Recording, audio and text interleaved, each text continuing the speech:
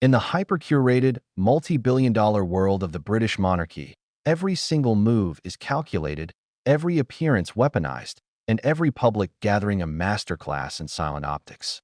But on a quiet Saturday in Gloucestershire, the Grand Royal Playbook was completely thrown out the window.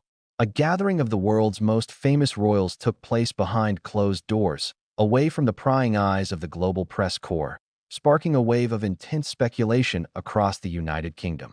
It looked like an intimate, picture-perfect country wedding on the surface. But look closer at who was missing, who showed up, and the quiet shifts in power, and you begin to see a completely different story. Welcome back to the channel, where we pull back the heavy velvet curtains of history and power to dissect the hidden narratives shaping the modern world. To truly understand the high stakes of this weekend's events, we have to look at the man at the center of the altar, Peter Phillips. As the eldest grandchild of the late Queen Elizabeth II, he occupies a bizarre, almost unprecedented position within the House of Windsor. He is blood royalty, the firstborn son of the Princess Royal, Princess, and yet he walks the earth without a single royal title. It was a deliberate, radical choice made by his mother decades ago to shield him from the toxic glare of the spotlight, a choice that has made him both a permanent insider and an ultimate outsider. So when Peter Phillips decided to marry Harriet Sperling, an ordinary NHS nurse and writer, the British establishment held its breath. This wasn't a state-sanctioned union designed to secure geopolitical alliances or appease the tabloid press. It was a profoundly human collision between the ancient, rigid structures of the monarchy and the grounded reality of a woman dedicated to public health care. The setting was All Saints' Church in Kemble, a historic, weathered stone sanctuary nestled in the English countryside. The air was thick with anticipation as the guests began arriving throughout the morning, slipping past a small, surprised crowd of well-wishers.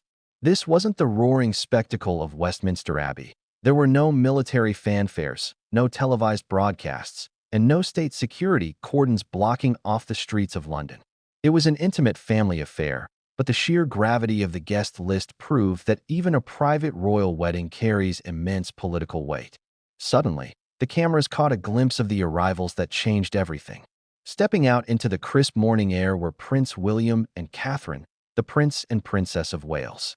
As the most senior members of the royal family in attendance, their presence instantly elevated this quiet country wedding into an event of national significance.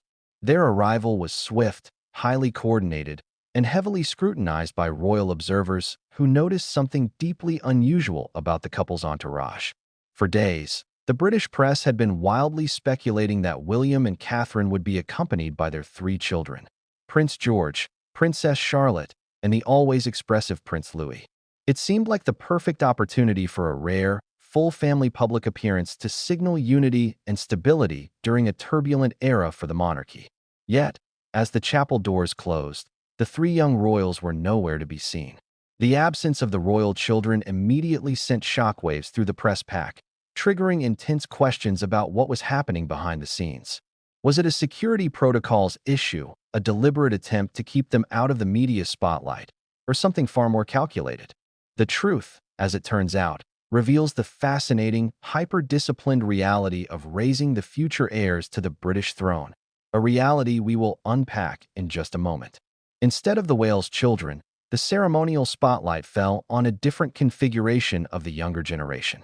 Standing at the altar as bridesmaids were 13-year-old Georgina Sperling, alongside Peter's own daughters, 15-year-old Savannah Phillips and 14-year-old Isa Phillips.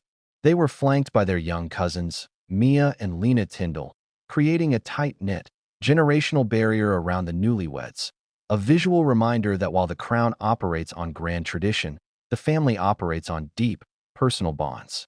The guest list read like a roll call of the inner sanctum. Princess Beatrice and Princess Eugenie of York arrived with their husbands, moving alongside Zara Tyndall, Peter's fiercely loyal sister. These are the individuals who form the invisible spine of the modern monarchy, the ones who support the throne from the shadows without the grueling burden of full-time state duties. But as the ceremony concluded and the newlywed couple emerged to the cheers of local well-wishers, the burning question remained.